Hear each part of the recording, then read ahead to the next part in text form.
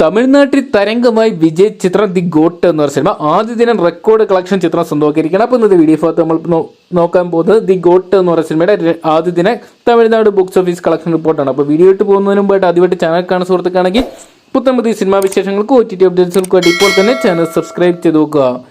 ആദ്യ ദിനം തമിഴ്നാട് ബോക്സ് ഓഫീസിനെ വിറപ്പിക്കുന്ന കാഴ്ച തന്നെയാണ് കാണാൻ സാധിക്കുന്നത്. ആദ്യ ദിനം ചിത്രം തമിഴ്നാട് ബോക്സ് ഓഫീസിൽ നിന്നായിട്ട് 31.5 കോടി രൂപയാണ് ചിത്രം സ്വന്തമാക്കിയിരിക്കുന്നത്. എന്തൊക്കെയാണ് നിലവിലൊരു വിജയ് ചിത്രം ഇറങ്ങുന്നതിൽ മികച്ച ഒരു കളക്ഷൻ തന്നെയാണ് ചിത്രം തമിഴ്നാട് നിന്നും ഉയർത്തിയെടുക്കാൻ സാധിച്ചിരിക്കുന്നത്.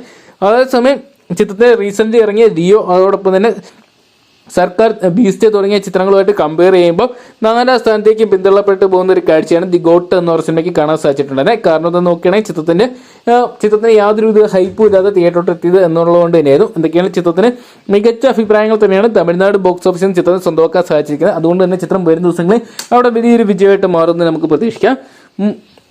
എന്തൊക്കെയാണ് ചിത്രം കേരള ബോക്സ് ഓഫീസിൽ ഒരു ദുരന്തമായിട്ട് മാറിയപ്പോൾ തമിഴ്നാട് ബോക്സ് ഓഫീസ് ഹിസ്റ്റോറിക്കൽ വിജയമായിട്ട് മാറുന്ന കാഴ്ചയാണ് നമുക്ക് കാണാൻ സാധിക്കുക. എന്തൊക്കെയാണ് ചിത്രം വരും ദിവസങ്ങൾ ഇതേ കളക്ഷൻ തന്നെ നിലനിർത്തി അതിവേഗത്തിൽ ചിത്രം 500 കോടി കളക്ട് ചെയ്യുമെന്ന് കണ്ടുതന്നെയാണ്.